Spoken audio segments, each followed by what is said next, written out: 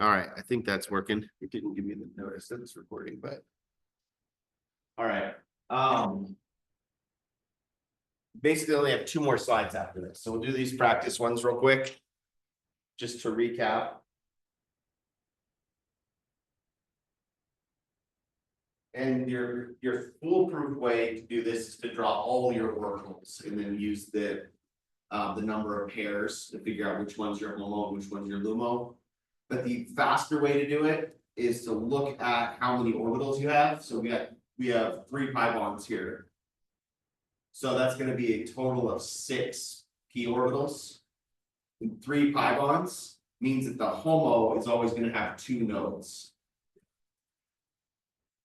And the LUMO then is going to have 3 nodes. So we don't need to draw all 6 possible ways to combine them, as long as we know what the HOMO and LUMO are. We know them 2 nodes that will be disrotatory, even nodes, odd nodes would be conrotatory, right? Well, it depends on, whether it's light or heat. yeah, Right. and how many Yeah. pi orbitals. So for the 3, this is going to be, and it's heat. So we're looking at the HOMO, so 2 nodes. And because the node just a spot where the phase flips, it doesn't really matter where you draw them. By convention, we have them drawn symmetrically.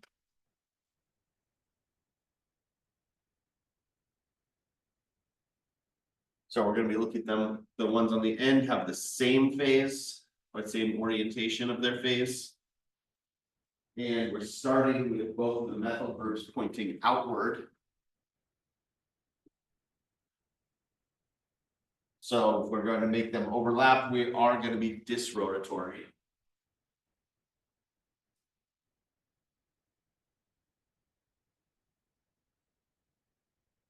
Which means the ones that are facing out are both going to be facing either down or up. So we should get a final product here that's going to look like that. And that's a methyl compound, so no enantiomer.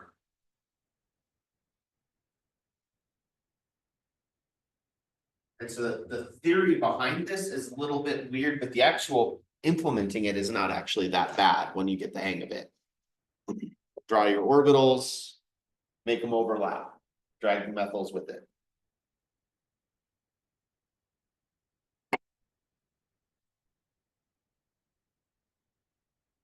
And once we've done it, the molecule with heat, doing it with light, we know we're just going to get the opposite. But if we wanted to go through the same process,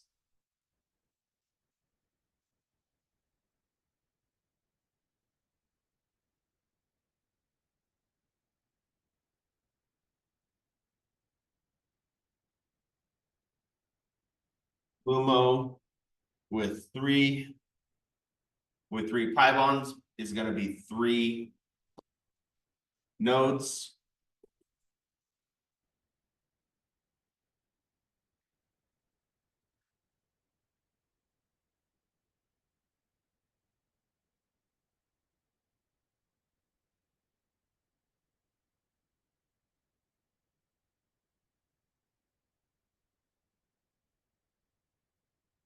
Which is going to give us the conrotatory.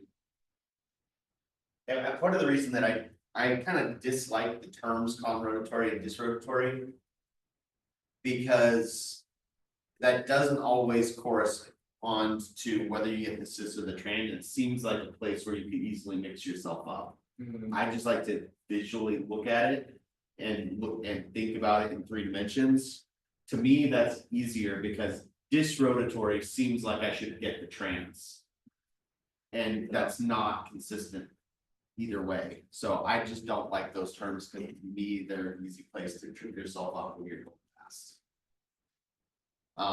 But you're absolutely right in terms of the way you were using the terminology.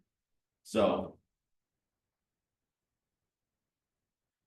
get the conrotatory here. which gives us the trans product.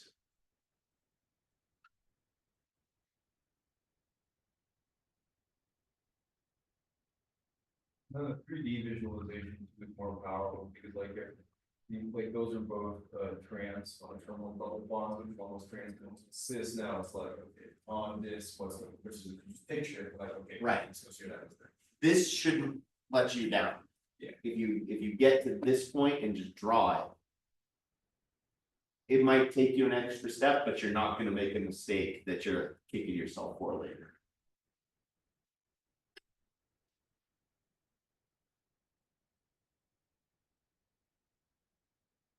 And really the trickiest ones for these, once you get the hang of forming the ring structure, the trickiest one is actually when you break the ring structure. When you have to go backwards.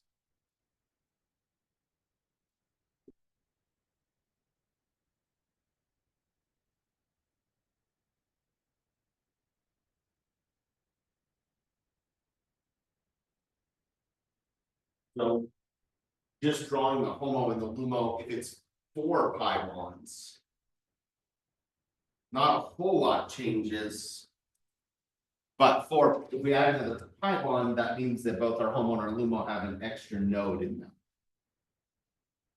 So our HOMO 1, 2, 3, 4, 5, 6.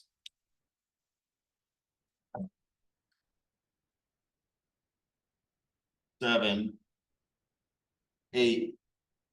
So our HOMO is going to look like, it's gonna have 3 nodes.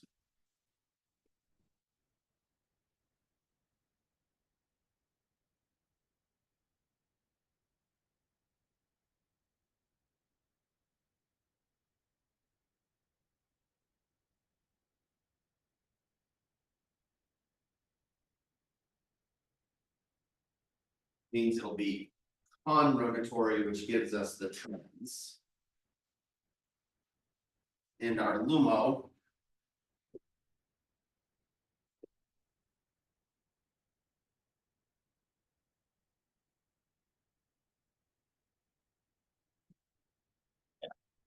With 4 nodes.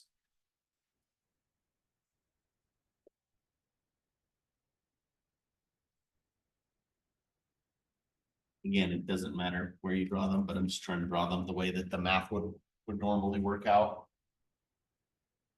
So shaded down, shaded up, shaded up, shaded down, shaded down, shaded up, shaded up, shaded down. So they're in phase, they have the same phase on the ends, which means it's going to be disrotatory, which gives us the cis product for the loop.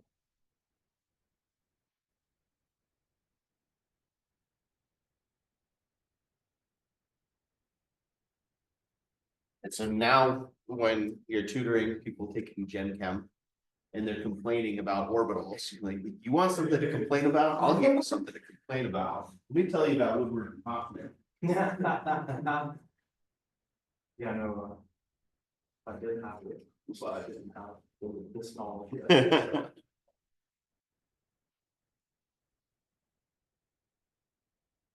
And again, it's thinking about orbitals this way, it's not something that every organic chemistry class emphasizes to the point we do, but because of my background and because I think it's a way to set yourself apart from other people who've taken OChem.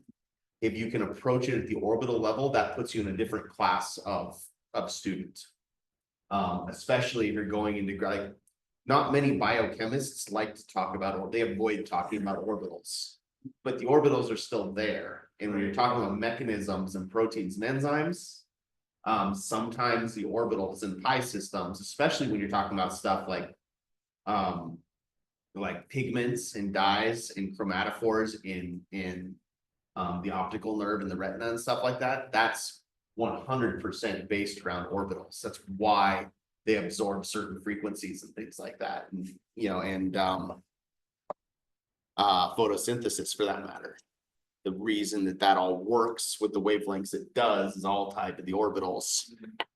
So I'm setting y'all up to be that upper cusp of. Thank you.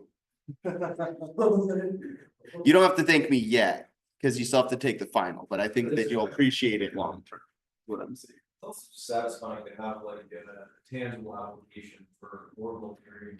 It is, because it's one of those things where we keep telling you, just hang on, eventually there'll be something useful out of this, but.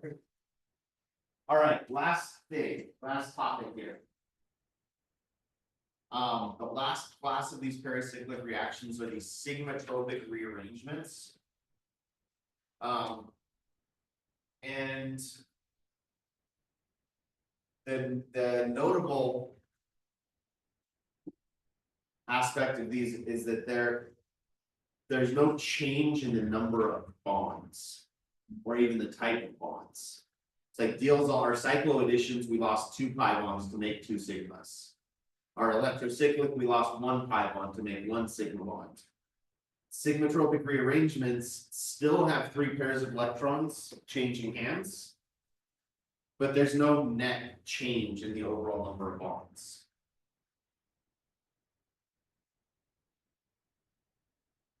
And this is also kind of significant in that this is the only one that really breaks a sigma bond. All the other ones we were making new sigma bonds. So it's easy to see from a thermodynamics point of view why they would happen. This one's a little bit trickier. Still 3 arrows. Can be more than 3 arrows, but almost always 3 arrows with this. And actually, we can actually cross this part out. It doesn't have to be a conjugated diene.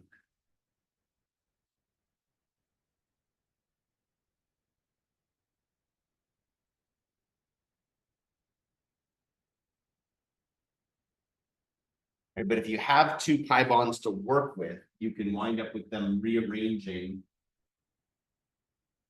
such that we're just shifting a sigma bond over. So sigma bond breaks and becomes a pi bond breaks and becomes a sigma bond. The last pi bond just moves over.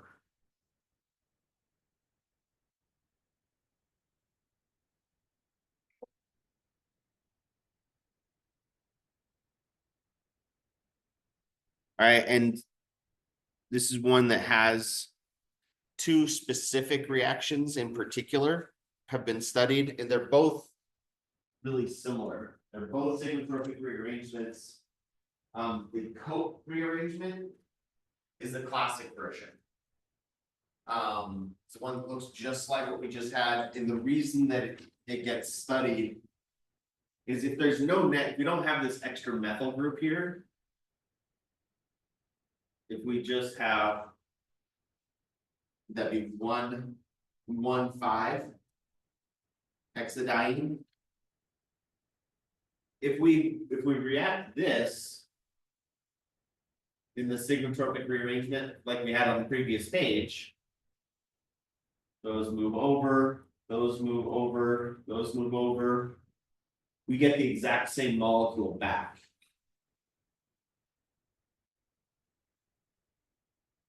Actually, no, I drew that wrong.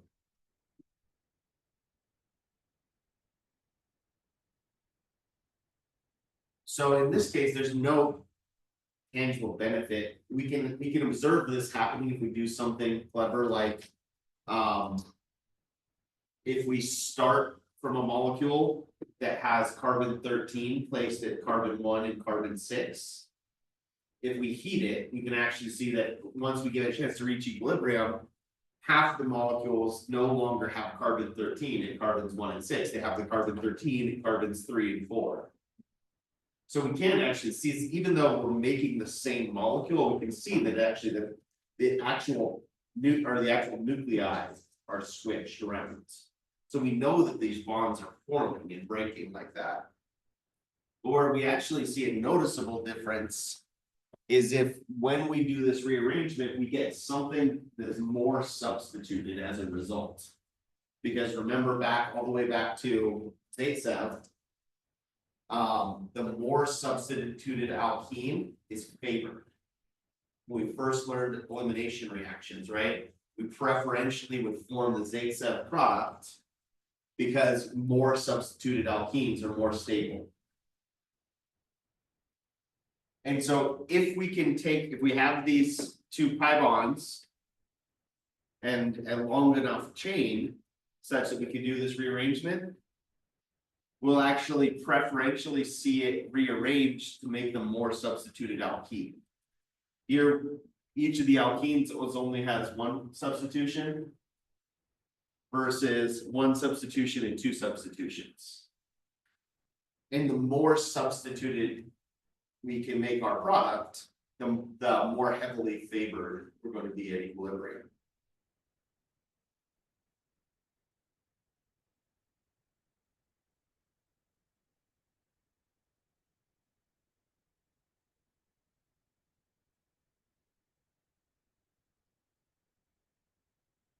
I don't know if it's still something that people say.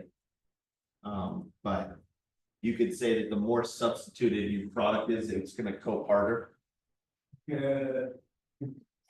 This is your coping mechanism. This is your coping mechanism. There we go. I knew there was a good joke in there somewhere. All right, the other one is called the Claisen rearrangement, and this one's a little bit different in that it's specifically, it looks identical, except it's a heterocycle. It starts as an ether that'll rearrange to make an aldehyde. Aldehyde is going to be more stable. Oxygen with a pi bond in general is more stable than an oxygen with two sigma bonds. Water throws that out a little bit, but in general, ethers are not as stable as aldehydes for the most part.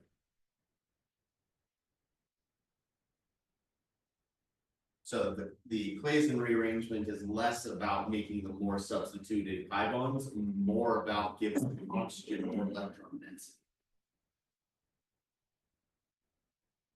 So these are sigmatropic rearrangements. They're happening when there's not a conjugated pi system because they're kind of able to be brought into proximity to then Right, make exactly. that in its way, but then it still doesn't end up as a conjugated pi system. Correct.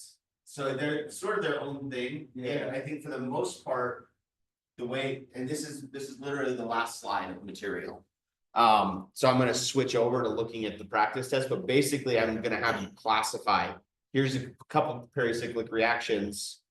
You know, classify each reaction. Is it sigmatropic rearrangement? Is it a cycloaddition? Is it electrocyclic reaction? Because that's more.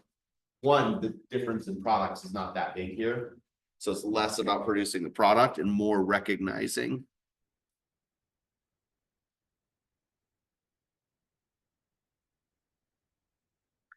So let me pull that practice test up.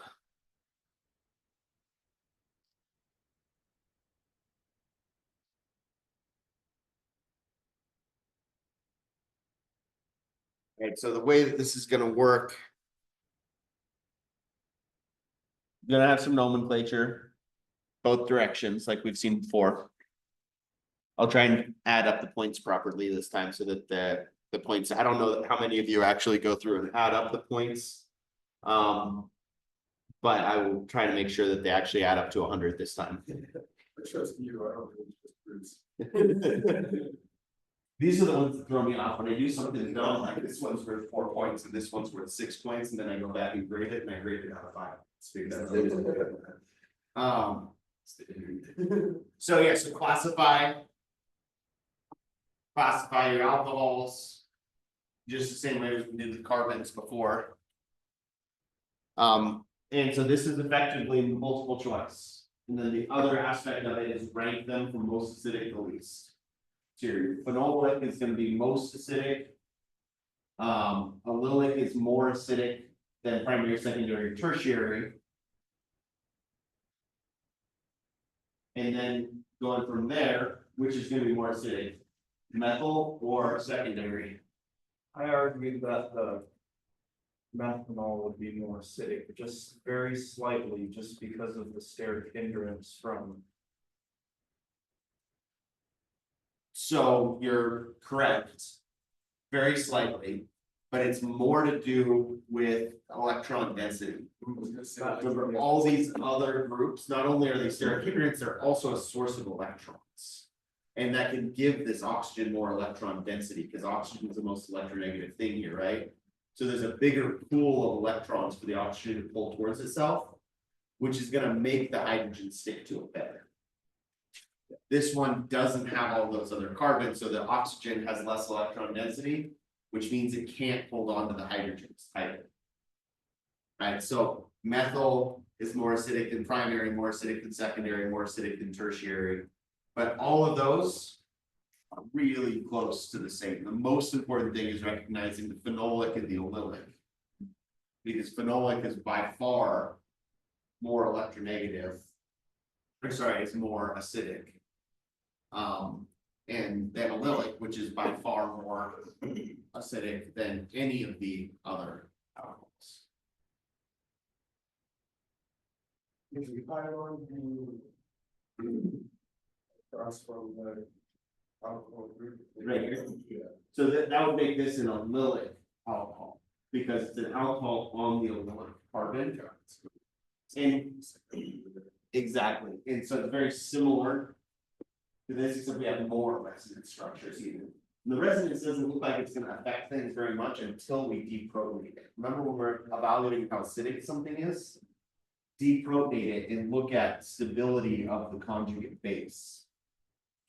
If it's in the allylic one here,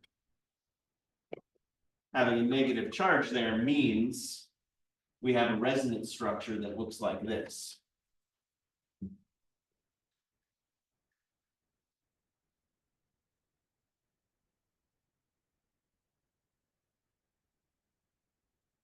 No, I did do that wrong.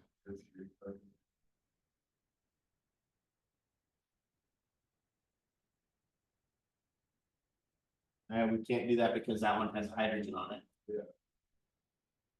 So I misdrew that one. If it's an enol, it's gonna be more acidic.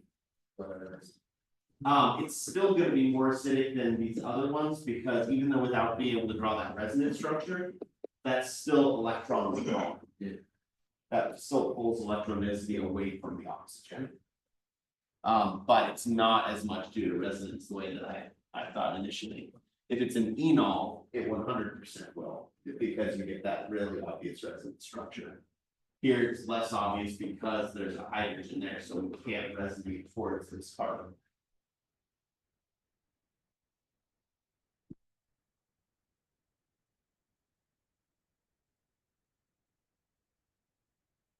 Good catch, Steve. Yeah, like the pi bond being less stable than the sigma bond, those electrons are held less tightly to those carbons, so oxygen more readily pulls them away. Yes, so basically this being allylic to this carbon means this carbon has less electron density. And if the carbon has less electron density, then the oxygen has less electron density. Oh, okay, I see. They call that induction, when it's basically pulling electrons away, not quite through resonance, but by having electron withdrawing groups nearby. And pi bonds are always electron withdrawing groups, because they keep the electron density more centered between those two carbons. And again, we'll spend more time with that language and talk about those concepts next quarter when we talk about our whole first chapter is on benzene and benzene substitution reactions and other aromatics. We'll spend a lot of time talking about resonance versus induction and electron withdrawing and electron donating. So for now, it's enough to just think about it in terms of these methyl all the way through phenolic alcohols. Here's the part that I was actually that I was talking about though is instead of classifying functional groups at this point, we've now covered enough types of reactions that I'm going to have you classify reactions. Which again, this is also going to be a good spot to use the test against itself. Because if you can, like, you're gonna get a page that's almost like a cheat sheet of here's a bunch of different versions of these reactions. When you get to the reaction section, refer back to that, okay, wait, what was it like? especially since I'm giving you the products here, it should be a good way for you to get lots of points and have to do a little bit less memorization. As long as you can classify your reactions, that'll help you remember them as well. And even if you can't classify them, honestly, if you can look at this and see what's going on, when you get to the reactions page, you can still come back to that and use that as a kind of a cheat sheet, right? Even if you don't know what it's called. Alright, and I don't think that there's any reactions that are not used here. There's 6 in the, is there 7 in the word bank? Yes, yeah, there's one. So there's one that's not used there.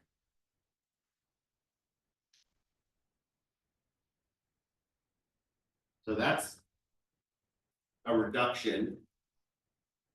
We added the hydride, so that's a hydride reduction. We added heat. We didn't lose any pi bonds though, so that's our sigmatropic rearrangement. There's our electrocyclic. Looks really familiar, right? Started with 1 ring structure and we ended with 2 ring structures. That's a good indication that it might be cycloaddition. We have an epoxide, which is not in our word bank, but the other term we use, it's a ring opening reaction. So it's a little bit, I didn't say epoxide ring opening, but I think also put Greenyard as well. I wanted to say Greenyard to begin with as well. so that's why there's 7 in there. This one could be classified both ways. Okay. Oh, that would be like, Yeah. like B/F. Yeah, B plus then. it's in the instructions say some answers may not be used, but I should probably change that to be, and some reactions can be described twice. I also. It is, it's absolutely Greenyard and it's absolutely ring opening. Ring opening. So that would be like out of. You know, that's only 1 point for getting this, so it'd be, if you got one of the 2, that's 3/4 of the way there. So you miss 1/4 of a point if you miss that. Right? 9.75, that's so brutal. I think what frustrates people the most is when they don't get a perfect test, but they scored over 100. In Gen Chem, occasionally it'll be like 2 points for telling me your favorite band or whatever. And so they'll get 101, but it didn't get a perfect test. All right, and so then reactions, we know we got to study those. But there's nothing unexpected about them, right? Here's your reactants, make your product. Major product, try to remember your stereochemistry, but again, sliding scale for points on those. So 2 pages of reactions, 4 points apiece. So reactions is going to be 40% of the test. Mechanisms is 30 points. Only What the about- mechanisms that we covered over, right? Only mechanisms we've gone over. There might be some that are multiple steps, but I'll give you the products on these. So the fact that this is excess Greenyard reagent. And we have an ester here, means we can do a Greenyard reagent twice. And with this one, this is gonna be one where the devil's in the details a little bit, right? Because it's gonna reform that carbonyl after the first step. Your first step is add your Greenyard reagent here to make a tetrahedral intermediate, kick off the leaving group, which looks funky because it's part of the same molecule, but it's still a leaving group. And reform the carbonyl, and then you reduce it again.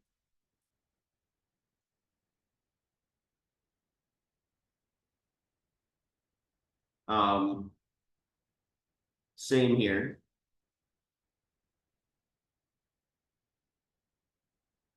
And then the third mechanism is going to be an electrocyclic using those Woodward-Hoffman rules. So it's showing like the, Yeah. They either show, and it doesn't, you don't have to show all the molecular orbitals, but you know, the way we did it right here, right? Yeah, if it's going through light, so show me the LUMO. And then draw that draw your end orbitals and show is it congruent or disrotatory in what products we get. So I'm not showing you the stereochemistry here. So the trick is just figuring out what's the right stereochemistry. You've got a 50-50 shot, but you've got to show your work to get your full credit, right? If you just said, I'm gonna make the trans, and I don't know why, or I'm not gonna tell you why. I can't give you full credit for that, right? Part of the credit for this is drawing the orbitals. The other mechanism that I might pull, the only pericyclic mechanism that might show up in here is I might throw a Diels-Alder in there. Which is that cyclo addition, right? So one-step mechanism, so probably not, because I like to do multi-step mechanism, so you can show me multiple steps. Yeah, that was all right. Do that with Diels-Alder. I might make the Diels-Alder the wild card. Actually, there is no wild card listed on here. Probably because I only have one wild card in my bank. So I didn't want to tip my hand there, but I think if you add up the rest of the points, 20 points for nomenclature, 40 points for reactions, and 30 points. That there's 10 points that aren't on here, right? So there'll be some sort of wild card. It won't be instrumental analysis though. So no NMR, IR at mass spec. It'll be something related to probably Diels-Alder reaction, but I'm not going to guarantee that. Would it be a mechanism or just? It might be like an explain mechanism. Like, here's what happens. Can you explain why? But you know, part of that's part of what makes it the wild card, right? Is that I'm not going to tell you exactly what it's going to be. But if you studied the first 90 points, then you at least touched on whatever the wild card is going to be. It'll be related to something from the first 90 points. It might just be something that we didn't spend as much time on, or ask you to think on your feet a little bit. But again, it's just to separate A's from B's. It shouldn't make the difference from anybody passing the class or not. But it might separate whether you get a 92 or an 85 on this test, right? That's basically it's just basically there so that because the way I design my tests, if you're just really good at pure recall and studying practice tests, you should be able to get close to 90, at least in the 80s, pretty easily. But to get that A, you've got to be able to show me a little bit something extra. Is why I do those wild cards a little bit. All right. So questions on any of this so far? Biggest thing is to get over all the different reagents and mechanisms. Yep. We put in the time, right? You've put in the effort. You've already gotten all these concepts down for the most part. That now 6 months into the series, it should start feeling second nature a lot of the ways. So brush up on the specifics, maybe make some flashcards of reactions or things like that. But you should feel pretty good about this, I hope, at this point. All right. It's 10:40. So if we take a 10-minute break, if you don't have anything specific you want to ask about or practice problems you want to go through, you don't necessarily need to come back after break. If you do have some specific things, I know Zeke was asking about carbon-13 NMR, so we're going to talk about a little bit about carbon-13 NMR from that right up. The lab, just for the lab. But if there's anything else, or if you wanted to do any more practice with the Woodward-Hoffman rules, anything like that, come back in 10 minutes. Otherwise, I'll see you on Tuesday.